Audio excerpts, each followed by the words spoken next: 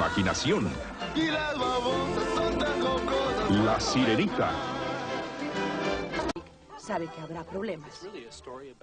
La historia trata de una jovencita que se va haciendo adulta y del enfrentamiento con su padre. Ya tengo 16 años, no soy una niña. No me levantes la voz, jovencita. Mientras vivas bajo mi océano, obedecerás mis reglas. Si me dejaras explicarte No se hable más del asunto y no quiero volver a enterarme de que subiste a la superficie. ¿Está claro? La película fue inspirada por un cuento de Andersen, escrito hace mucho, mucho tiempo. Sin embargo, la magia de Disney ha conseguido que los personajes tengan un aspecto más de hoy en día. De eso se han encargado día y noche los técnicos de animación de Disney. Animar cualquier personaje es muy difícil, y los humanos los que más. Por eso, desde hace 50 años, los técnicos de animación se han servido de modelos en imagen real para captar mejor los movimientos que deben tener los personajes de dibujos animados. Los 6 dibujantes que trabajaron en dar vida a la Sirenita tuvieron el apoyo de una modelo que seguía instrucciones muy precisas. Quiero que sepas que bien estarás. Quisiera poder quedarme a tu lado. Los personajes tienen que dar la sensación de que son de carne y hueso. Tienen que pensar. Creo que esto es lo más importante. Como dibujante de animación tengo que lograr que haya expresión en su cara y hacerla creíble. Y para eso tiene que parecer que en su cabeza hay un cerebro que piensa. Cuando me iré, quiero explorar sin importarme cuando volver. El último gran sitio para hacer musicales de Broadway es el cine de animación. Es un mundo estupendo. Este era Alan Menken, el autor de la música. Este año ha ganado 2 Oscars por sus partituras para La Sirenita. Escuchad la canción Bajo el mar.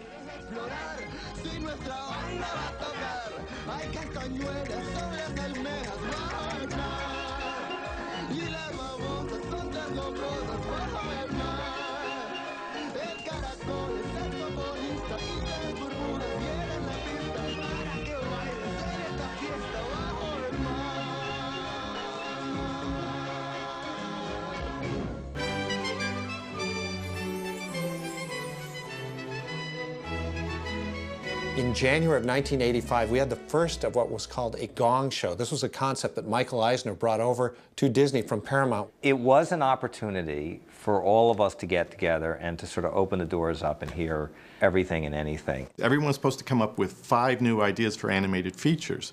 And I went out and looked for ideas, and I went into a bookstore and I read The Little Mermaid and got very excited about it and wondered why it had never been done before, and then realized when I got to the end that it was a very sad story where the mermaid dies at the end and loses her prince. But I came up with an idea of a way to make it end in a happier way, wrote up a 2-page treatment, and then when we reconvened 2 weeks later, I pitched The Little Mermaid.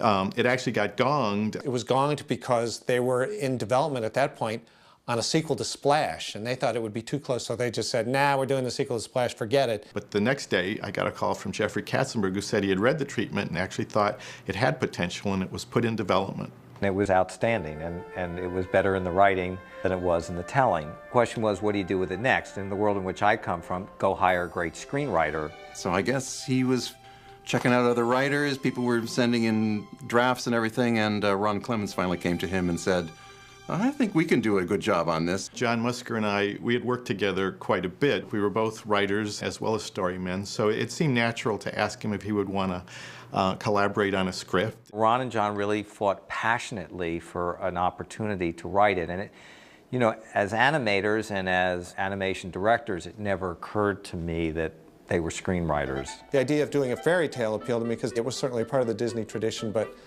there hadn't been one in 30 years. So it was doing something in a tradition and yet trying to find a new approach to it that really hadn't been done before. They wrote a stunning screenplay. I mean, just to this day, I remember it as being one of the best of anything I've ever had. Peter Schneider was also a major influence in the studio at that time because he fostered this whole idea of communication. It was a collective process. There's no one person can take ownership.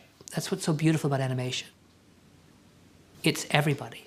So while we were working on this script, we heard that Howard Ashman had actually been approached by the studio and was actually interested in working on The Little Mermaid. I grew up on Pinocchio and Peter Pan, and The idea of doing one of those is like there's all these library books on the shelf. There's Snow White, and there's Sleeping Beauty, and there's Cinderella, there's Peter Pan, there's Pinocchio. And to try to make something that fits comfortably on the shelf with those, I mean, that's like, what a difficult thing to do, but what a great thing to try to do. There you see her, sitting there across the way. We were adapting Hans Christian Andersen fairy tale in the style of Disney. And so in a sense we were pastiching Disney. In order to pastiche Disney, we naturally brought in styles from the outside. And calypso and reggae were clearly a new style to bring in. The seaweed is always greener in somebody else's lake. We dream about going up there, but that is a big mistake. I think that was one of Howard's greatest gifts, was making stylistic marriages. Don't say a word, and she won't say a word until you kiss the girl. Howard and Alan actually moved to Los Angeles, and they had offices right there in the animation building. They would be off in a room, sitting at the piano, making up songs. This music is Alan Menken composing for The Little Mermaid, but we shouldn't have. So when they're working on Under the Sea, you hear dun dun dun dun dun dun dun dun dun dun dun dun dun dun dun. I just remember thinking, where does this great music come from, these great songs? We haven't had stuff like this in ages. Well, the first time I heard Under the Sea, I had that in my car, just wearing it out. Under the sea, under the sea. Nobody beat us, fry us, and eat us in fricassee. He loved playing with words, obvious. It's obvious from his lyrics. The flute played the flute, the cop played the harp. The bass played the bass, and he sounded sharp. The bass played the brass, the chub played the tub. The child was rocking out. The flute is the Duke of Soul. Yeah. The way he can play the lings on the strings. Try rocking out the blackfish, she sings the smelt and the sprat. They know where it's at, and oh, that blowfish blow! There's something about Under the Sea that, just to me, that's such a Howard song. What do they got? A lot of sand. We got a hot crustacean band. Every time I heard these songs, they just sort of so effortlessly rolled off, you know, your tongue. I could think, these are great songs. I have to go work on that movie. There was electricity in the air. I mean, there was real genius at work, and people knew it. The music was gorgeous. The arrangements were incredibly good. It just took everything to a new level. One of the great things with Howard and Alan's music, I think, is the wittiness of it. It isn't dumbed down for any audience. Sacre bleu! What is this? How on earth could I miss such a sweet little succulent crab?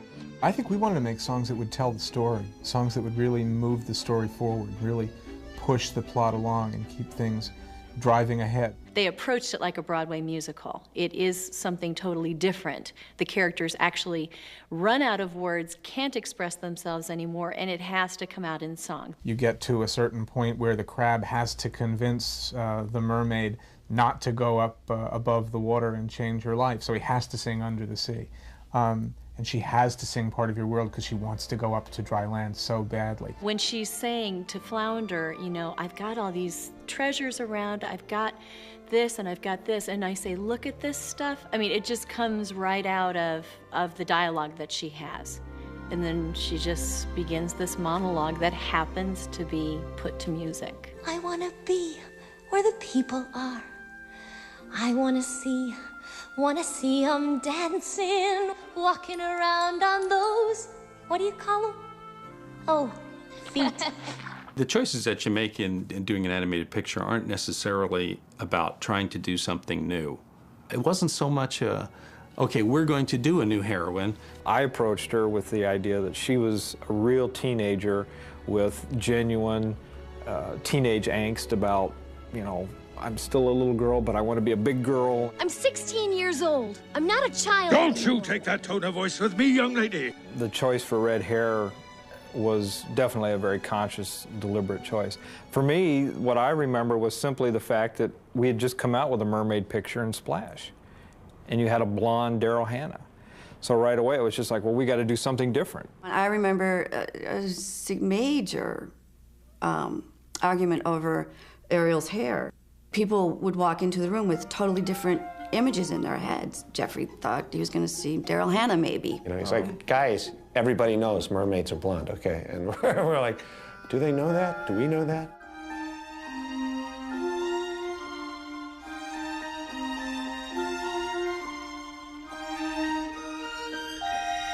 The choice of red hair for Ariel works way better than blonde because, for one thing, you've got these lovely complements. You've got the red on top and the green tail. So you've got two complements, which gives you an energy. I knew it! Also, you want to take her into a dark place and her hair gets darker.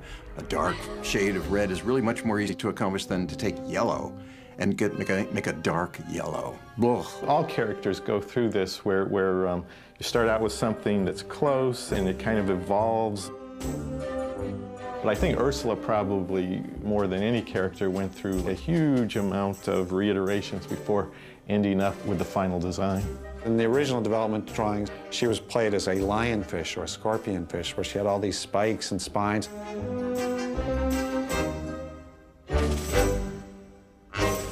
Then it was Matt O'Callahan, who was storyboarding on the movie, who really came up with the idea of the witch as an octopus, and that really launched it in a different direction that we thought actually made sense. We tried fat versions, we tried skinny versions, and the fat ones always looked more interesting.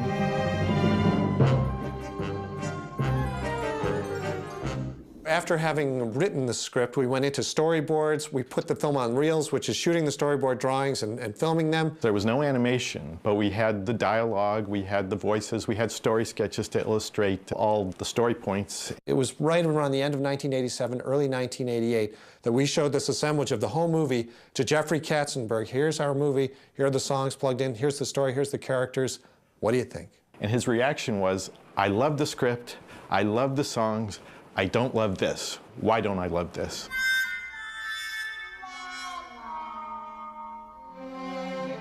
You cannot see what you're looking at. You have to see what it's going to become. Now, Ron and John had a lot more experience with it than anybody else did. And they could look at a pencil test and know that that pratfall would work just fine when it was in color. But Jeffrey had no experience with that. He had no patience. I mean, they were so used to everything going fast, fast, fast, and animation is just like snails. If you asked 100 people that know me to list all the, those things about me, not one of them would have the word patience, ever. And here's the irony. The thing I end up finding myself doing, devoted to, in love with, is making something that takes infinite patience. Certainly the stress level, I think, kind of took off at that point because suddenly this charm project that could do no wrong was possibly in trouble. When we ran into some story trouble partway through the movie, where certain story points weren't firing off, Howard actually stepped in and rewrote some of those specific scenes. We knew that Howard was a director and Howard was a writer, and he was really good in all those areas. I never knew Howard to just do one thing on any production. He had to get more involved. He did 3 key scenes that really had a huge effect on the movie. I think they're 3 of the nicest scenes in the movie, and they were all written by Howard. The first one was when she was on the beach and the crab was in her hands. You could go home with all the normal fish and just be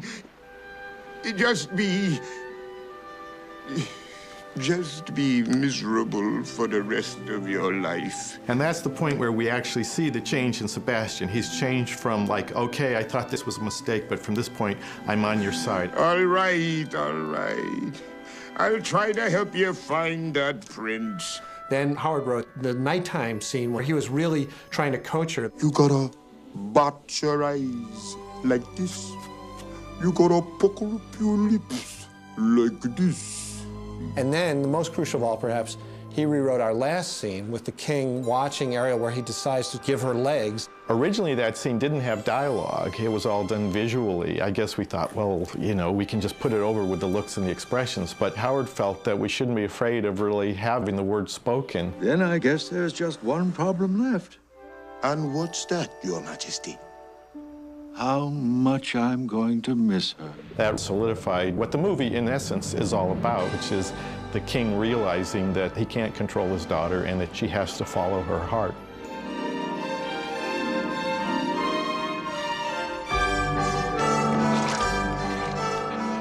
Before we were going to take the movie out to a theater and preview it, we did sort of a step down from that preview where we just invited a bunch of school kids to our building in the theater at Flower Street. This story is true and deeply humiliating, but we'll tell it. I storyboarded part of your world and had probably animated half the song. I wanna see 'em dancing. And so we rolled the movie, and they did squirm during part of your world. A child dropped their popcorn box, or the container of popcorn, and became restless with needing to clean that up. And Jeffrey took that as a sign. I came out of that and just said, don't think this is working. He said, maybe we should lose the song. Howard's in horror, we're in horror. Glenn Keane, who just animated, rough animated, is in horror. To me, it was the last thing I thought possible. I was, what do we do? What do we do? What do we do? You know. I was, what? So that's it? It's just, like all that work is gone? We made all our arguments and we didn't win. Howard made his arguments even and didn't win. And the person who finally actually talked Jeffrey into at least giving it another chance was Glenn Keane. I called Jeffrey. Jeffrey, just because of some hyperactive kid sitting in front of you, you can't take it. Glenn, look, I understand you of all people are going to feel this the most, but it's not just because of that little kid there. It's boring. It's like.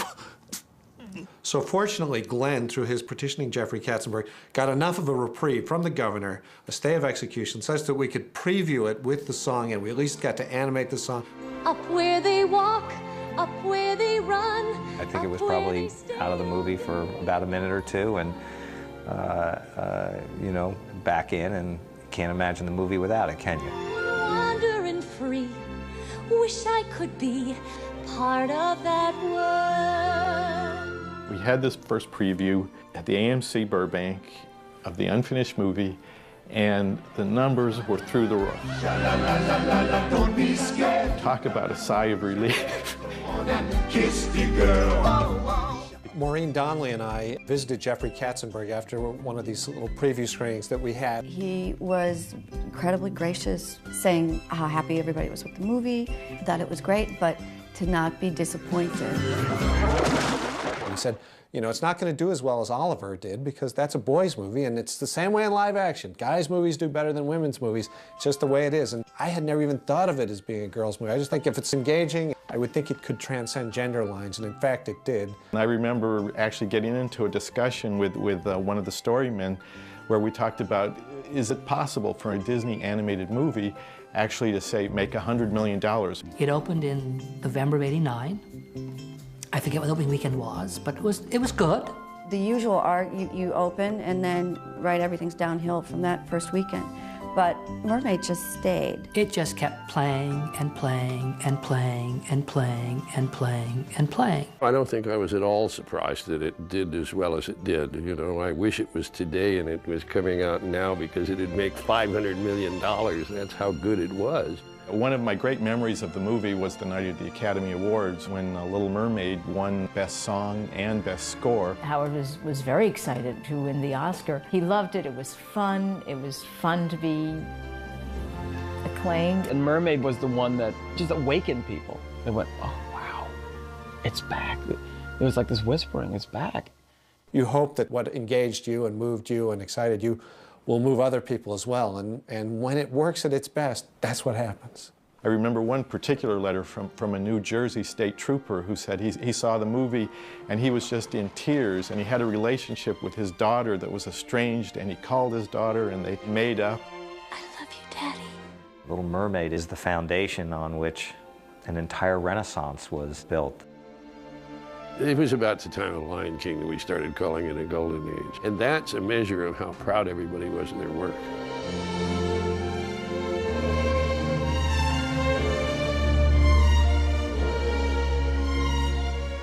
Sometimes if you take out one element in a time frame, everything else collapses too.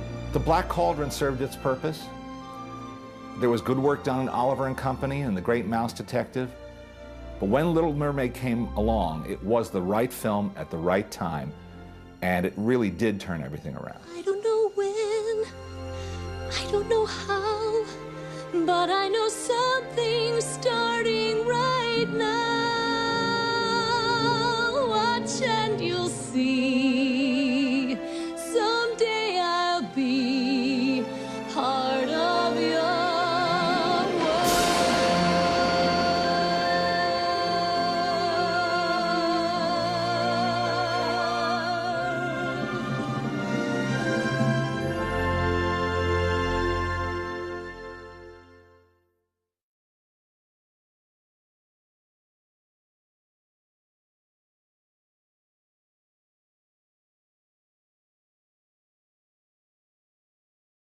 Tu imaginación. La Sirenita. Sabe que habrá problemas. La historia trata de una jovencita que se va haciendo adulta y del enfrentamiento con su padre. Ya tengo 16 años, no soy una niña. No me levantes la voz, jovencita. Mientras vivas bajo mi océano, obedecerás. Estupendo. Este era Alan Menken, el autor de la música. Este año ha ganado 2 Oscars por sus partituras para La Sirenita. Escuchad la canción Bajo el mar. Si nuestra banda va a tocar, hay castañuelas sobre las almejas bajo el mar. Y las babosas son tan locosas bajo el mar. El caracol es saxofonista y las burbujas vienen la pista para que bailes en esta fiesta bajo el mar. De que son de carne y hueso, tienen que pensar. Creo que esto es lo más importante. Como dibujante de animación tengo que lograr que haya expresión en su cara y hacerla creíble. Y para eso tiene que parecer que en su cabeza hay un cerebro que piensa.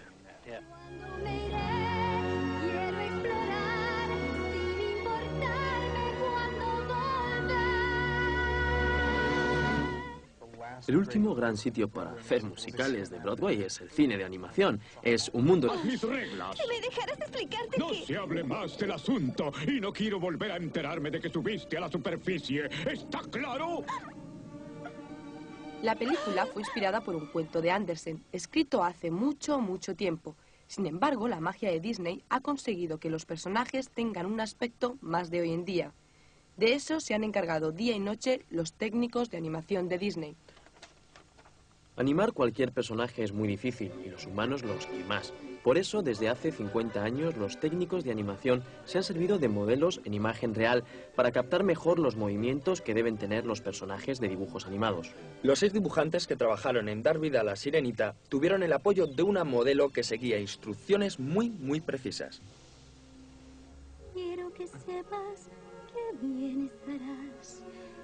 Quisiera poder quedarme a tu lado. Los personajes tienen que dar la sensación